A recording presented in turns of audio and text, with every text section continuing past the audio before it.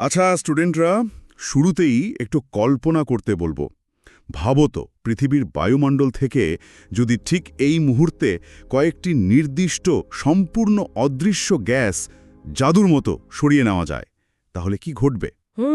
বিষয়টা গভীরভাবে ভাবলে কিন্তু সত্যি শিউরে উঠতে হয়। একদম, কারণ চোখের পলকে পৃথিবীর গড় তাপমাত্রা নেমে দাঁড়াবে -30°C। মানে চারদিকে সবকিছু জমে এক বিশাল বরফের গোলকে পরিণত হবে, তাই না? রাইট, মহাসাগরগুলোর উপরিভাগ সম্পূর্ণ জমে যাবে, গাছপালা বাঁচার কোনো সুযোগই পাবে না, আর খুব স্বাভাবিকভাবেই চেনা এই জীবজগতের অস্তিত্ব চিরতরে মুছে যাবে। কিন্তু এর উল্টো দিকটাও তো আছে। হ্যাঁ, এই গ্যাসগুলো যদি খুব সামান্য পরিমাণ বেড়ে যায়, তাহলে পৃথিবী এমনভাবে ফুটতে শুরু করবে যে এখানে কোনো প্রাণের বেঁচে থাকাই অসম্ভব হয়ে পড়বে। ঠিক। তো এই প্রচণ্ড ঠান্ডা আর অসম্ভব গরম, এই দুই চরম অবস্থার ঠিক মাঝখানে আমাদের পৃথিবীটা কিভাবে লক্ষ লক্ষ বছর ধরে এত নিখুঁত একটা ব্যালেন্স ধরে রেখেছে, সেটাই আজকের এই গভীর আলোচনার মূল রহস্য।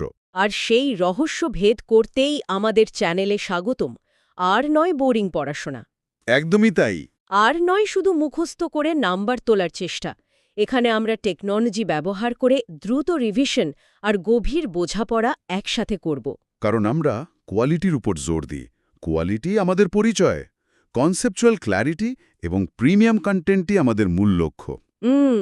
আর একটা কথা, স্টুডেন্টসরা। হ্যাঁ, এই ক্লাস শেষে তোমরা পাবে colourful detail note, mind map, একদম ওয়ান স্টপ সলিউশন। ডিসক্রিপশন বা প্রিন্ট কমেন্ট থেকে নোট পেয়ে যাবে, আলাদা কিচ্ছু লাগবে না। আগামী দিনে আরও নতুন প্রজেক্ট আসছে, তাই চ্যানেলটি সাবস্ক্রাইব করে সাথে থাকো। তাহলে আজকের ক্লাসে আমরা কি জানছি? খুব সংক্ষেপে বললে, গ্রিনহাউস প্রভাব জিনিসটা আসলে কি, কোন গ্যাসগুলো এর জন্য দায়ী, এটা না থাকলে কি হতো, আর বিশ্ব উষ্ণায়নের আসল কারণ এবং তার সমাধান। তো চলো শুরুতেই যে -30°C কথা উঠল সেটা দিয়ে শুরু করা যাক।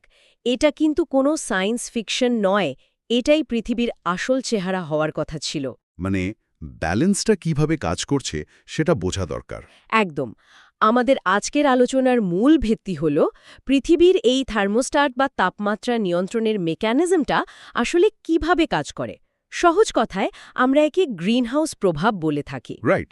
কিন্তু এই নামটার আড়ালে যে সুন্দর একটা পদার্থবিদ্যা লুকিয়ে আছে সেটা বোঝা খুব জরুরি। ধরো, প্রতিদিন সকালে যে সূর্য ওঠে, সূর্য থেকে আসা বিপুল পরিমাণ সৌরশক্তি বায়ুমণ্ডল ভেদ করে সরাসরি আমাদের পৃথিবীর পৃষ্ঠে এসে পড়ে। আর এই সৌরশক্তি বা আলো মূলত ক্ষুদ্র তরঙ্গ দৈর্ঘ্যের হয়ে থাকে, মানে শর্টওয়েভ রেডিয়েশন। ঠিক ধরেছ। আমাদের বায়ুমণ্ডল এই ক্ষুদ্র তরঙ্গের জন্য একদম স্বচ্ছ জানালার মতো কাজ করে। তার মানে এরা কোনো বাধা ছাড়াই সোজা পৃথিবীতে এসে পৌঁছায় এবং ভূপৃষ্ঠকে উত্তপ্ত করে তোলে। হ্যাঁ, কিন্তু ভূপৃষ্ঠ তো আর এই তাপটা চিরকাল নিজের কাছে ধরে রাখতে পারে না। একটা উত্তপ্ত বস্তু স্বভাবতই চাইবে তার তাপ বিকিরণ করে মহাশূন্যে ফিরিয়ে দিতে, যাতে একটা তাপীয় সাম্যাবস্থা বজায় থাকে। আর এখানেই তো পুরো প্রক্রিয়ার সবচেয়ে ইন্টারেস্টিং বিষয়টা লুকিয়ে আছে। পৃথিবী যখন এই তাপটা মহাকাশে ফিরিয়ে দিতে চায়, তখন সে আর ওই ক্ষুদ্র তরঙ্গের আলো হিসেবে সেটা ফেরাতে পারে না। একদম সঠিক, কারণ পৃথিবীর তাপমাত্রা তো সূর্যের মতো অত বেশি নয়। রাইট। তাই ভূপৃষ্ঠ এই তাপটাকে দীর্ঘ তরঙ্গদৈর্ঘ্য বিশিষ্ট অবলোহিত রশ্মি বা ইনফ্রারেড রশ্মি হিসেবে মহাকাশে বিকিরণ করে। সূর্য থেকে আসা আলো আর পৃথিবী থেকে ফিরে যাওয়া এই ইনফ্রারেড রশ্মির পার্থক্যের মধ্যেই পুরো রহস্যটা লুকিয়ে আছে। পৃথিবী থেকে বিকিরিত হওয়া এই দীর্ঘ তরঙ্গের ইনফ্রারেড রশ্মি যখন মহাশূন্যে ফিরে যাওয়ার জন্য বায়ুমণ্ডলের ভেতর দিয়ে যাত্রা শুরু করে, তখন বায়ুমণ্ডলে থাকা কয়েকটা বিশেষ গ্যাসীয় পদার্থ সেই রশ্মির পথ আটকে দাঁড়ায়, তাই তো? একদম তাই। এই গ্যাসগুলো ইনফ্রারেড রশ্মির একটা বড় অংশ শোষণ করে নেয় এবং তারপর সেই তাপটাকে প্রতিফলিত করে বা পুনরায় বিকিরণ করে আবার ভূপৃষ্ঠের দিকেই ফিরিয়ে দেয়। আচ্ছা, ভাবো তো স্টুডেন্টরা, শীতকালে কম্বল যেমন শরীরের তাপ বাইরে যেতে দেয় না বলে আমরা গরম থাকি, বায়ুমণ্ডলের এই গ্যাসগুলোও ঠিক সেরকম অদৃশ্য কম্বলের মতো কাজ করছে। খুব চমৎকার একটা উপমা। এই অদৃশ্য কম্বলটা ভূপৃষ্ঠ ও তার সংলগ্ন বায়ুমণ্ডলকে উত্তপ্ত রেখে জীবকুলের বেঁচে থাকার জন্য একটা নিখুঁত অনুকূল পরিবেশ তৈরি করে রেখেছে। বিজ্ঞানের ভাষায় এই প্রাকৃতিক প্রক্রিয়াটাকেই গ্রিনহাউস প্রভাব বলা হয়। শীতপ্রধান দেশে কাঁচের ঘর বা গ্রিনহাউস বানিয়ে যেমন ভেতরে গাছপালা গরম রাখা হয়, ঠিক সেই একই মেকানিজম পুরো পৃথিবী জুড়ে কাজ করছে। মানে কাঁচ যেমন সূর্যের আলোকে ঢুকতে দেয় কিন্তু ভেতরের উত্তাপকে বাইরে যেতে দেয় না, এই গ্যাসগুলো ঠিক সেই কাঁচের মতোই আচরণ করে। একদম ঠিক। তাহলে এখান থেকে আমরা পরের অংশে যাই। এই উপমা থেকে স্বভাবতই একটা প্রশ্ন আসে, বায়ুমণ্ডলের এই কম্বলটি ঠিক কোন কোন গ্যাস দিয়ে তৈরি, আর সবাই কি এই দলে পড়ে? খুব সুন্দর প্রশ্ন। বায়ুমণ্ডলের সব গ্যাস কিন্তু এই গ্রিনহাউস প্রভাব দেখায় না। যারা দেখায় তাদেরকে এই গ্রিনহাউস গ্যাস বলা হয়। আচ্ছা। এই গ্যাসগুলোর মধ্যে সবচেয়ে প্রধান হল কার্বন ডাই অক্সাইড বা CO2। গ্রিনহাউস প্রভাব সৃষ্টিতে এই গ্যাসের অবদান সর্বাধিক, প্রায় 50%। মানে একাই অর্ধেক? হ্যাঁ, এরপরে যে গ্যাসটির নাম আসে সেটি হল মিথেন, যার অবদান প্রায় 19%। এরপর রয়েছে ক্লোরোফ্লুরোকার্বন বা CFC, যা 16% প্রভাব ফেলে। আচ্ছা। ওজোনের অবদান 8%, নাইট্রাস অক্সাইড বা N2O এর অবদান 5%, এবং অবাক লাগলেও জলীয় বাষ্পের অবদানও প্রায় 2%। এখানেই আসল মজাটা খেয়াল করো।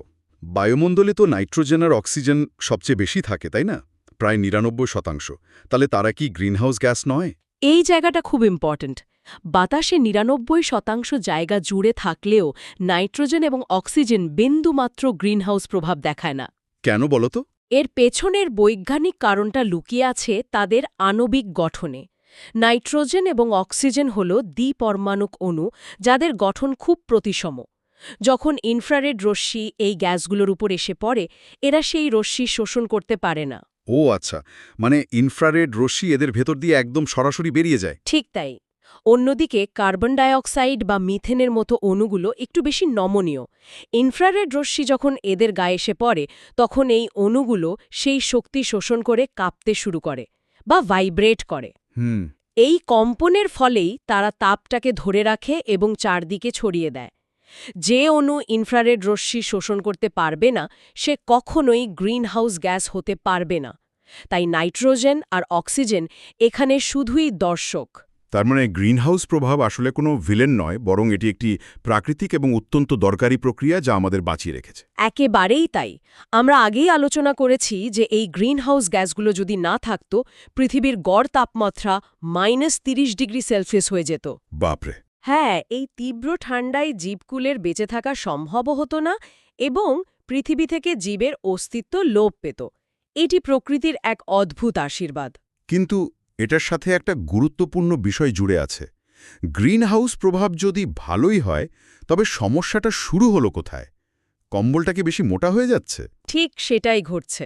প্রকৃতির নিজস্ব একটা ব্যালেন্স ছিল, কিন্তু মানবজাতির বিভিন্ন ক্রিয়াকলাপের কারণে বায়ুমণ্ডলে গ্রিনহাউস গ্যাসগুলোর পরিমাণ ক্রমাগত বাড়ছে। এর ফলে সারা বিশ্বজুড়ে ক্রমাগত পৃথিবীর তাপমাত্রা বৃদ্ধির যে ঘটনা ঘটছে, তাকেই বিশ্ব উষ্ণায়ন বা গ্লোবাল ওয়ার্মিং বলে।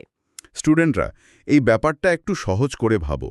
ঠিক যেমন শীতের রাতে একাধিক মোটা কম্বল চাপা দিলে অতিরিক্ত গরম লাগতে শুরু করে, পৃথিবীর ক্ষেত্রেও এই গ্যাসগুলো বেড়ে গিয়ে অতিরিক্ত তাপ আটকে ফেলছে। একদম ঠিক বলেছ। আর এই কম্বল মোটা হওয়ার প্রধান কারণগুলো দেখলে বোঝা যাবে এর পেছনে সম্পূর্ণভাবে আমাদেরই কাজ দায়ী। যেমন ধরো, জীবাশ্ম জ্বালানির ব্যবহার। দ্বিতীয় কারণটা হলো ক্রমাগত অরণ্যচ্ছেদ বা গাছ কেটে ফেলা। রাইট, কারণ গাছ তো স্বাভাবিক গ্রাহক হিসেবে কার্বন ডাই অক্সাইড শোষণ করে। একদম। গাছ কমে যাওয়ায় বাতাসে কার্বন ডাই অক্সাইডের মাত্রা আরও দ্রুত বাড়ছে। এছাড়া আধুনিক কৃষি এবং শিল্পের কারণে বাতাসে CFC, মিথেন ও নাইট্রাস অক্সাইডের পরিমাণও বৃদ্ধি পাচ্ছে। এই জায়গাটা খুব ইম্পর্ট্যান্ট। এই শতাব্দীর মাঝামাঝি পৃথিবীর উষ্ণতা 2 থেকে 4 ডিগ্রি সেলসিয়াস বৃদ্ধি পাবে বলে আশঙ্কা করা হচ্ছে। এখন মাত্র 2 থেকে 4 ডিগ্রি তাপমাত্রা বৃদ্ধি শুনতে খুব সামান্য মনে হলেও এর চেইন রিঅ্যাকশন বা প্রভাব যে কতটা বিশাল ও ধ্বংসাত্মক, তা সত্যিই ভাবার মতো। অনেকেই ভাবেন 2 ডিগ্রি বাড়লে আর এমন কি হবে, কিন্তু যখন গ্লোবাল অ্যাভারেজ তাপমাত্রা বাড়ে, তার প্রভাব হয় মারাত্মক। 2 ডিগ্রি উষ্ণতা বৃদ্ধির ফলেই মেরু অঞ্চলের বিশাল বরফের স্তূপ গলতে শুরু করবে। আর সেই বরফ গলা জল সমুদ্রে এসে পড়লে সমুদ্রপৃষ্ঠের জলস্তর বাড়বে এবং মহাপ্লাবন দেখা দেবে। সুন্দরবনের মতো নিচু অঞ্চল তলিয়ে যাওয়ার শঙ্কা তৈরি হবে। ঠিক তাই। শুধু তাই নয়, সমুদ্রের লবণাক্ত জল কৃষি জমিতে প্রবেশ করে উর্বর জমিকে অনুর্বর করে তুলবে। অনেক পশু পাখি বিলুপ্ত হবে, বাস্তুতন্ত্র ধ্বংস হবে। মানে একটা পুরো ইকোসিস্টেম কোল্যাপস করবে। একদম। সুপার সাইক্লোন ও টর্নেডোর মতো প্রাকৃতিক দুর্যোগগুলো আরও বিধ্বংসী হবে এবং ম্যালেরিয়া, ডেঙ্গুর মতো গ্রীষ্মকালীন রোগ বিশ্বব্যাপী ছড়িয়ে পড়বে। এত বড় বিপদের কথা জানার পর স্বাভাবিকভাবেই মনে প্রশ্ন জাগে, বাঁচার কি কোনো উপায় নেই? কিভাবে আমরা এই পরিস্থিতি নিয়ন্ত্রণ করতে পারি? সমাধান আমাদের হাতেই আছে। প্রথম এবং প্রধান পদক্ষেপ হল জীবাশ্ম জ্বালানির ব্যবহার কমিয়ে দূষণহীন বিকল্প শক্তির ব্যবহার বাড়াতে হবে, যেমন সৌরশক্তি, বায়ুশক্তি বা বায়োমাস শক্তি। পাশাপাশি সাইকেল, রিকশা, বৈদ্যুতিক গাড়ি বা হস্তচালিত নৌকার মতো দূষণহীন পরিবহন ব্যবহার করতে হবে। রাইট। এবং সবচেয়ে জরুরি হল বনসৃজন করতে হবে, কারণ সালোকসংশ্লেষ প্রক্রিয়ায় গাছ কার্বন ডাই অক্সাইড শোষণ করে। আর পরিশেষে সিএফসি এর ব্যবহার ধাপে ধাপে সম্পূর্ণ বন্ধ করতে হবে। বুঝতে পারছো তো স্টুডেন্টরা, আমাদের ছোট ছোট দৈনন্দিন সিদ্ধান্তগুলোই কিন্তু এই বড় পরিবর্তন আনতে পারে।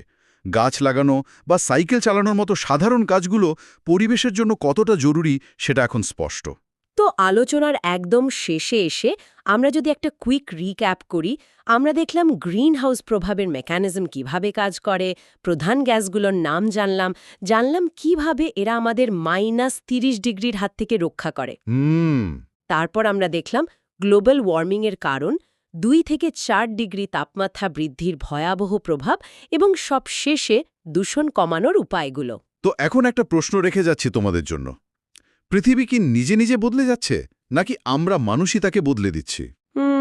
খুব ভাবার মতো একটা প্রশ্ন। আর যদি আমরা বদলে দিচ্ছি, তাহলে কি আমাদেরই দায়িত্ব না তাকে আবার ঠিক করে তোলা? ভাবো, কারণ ভবিষ্যতের পৃথিবীটা কিন্তু তোমার হাতেই। পরবর্তী ক্লাসে আবার দেখা হবে।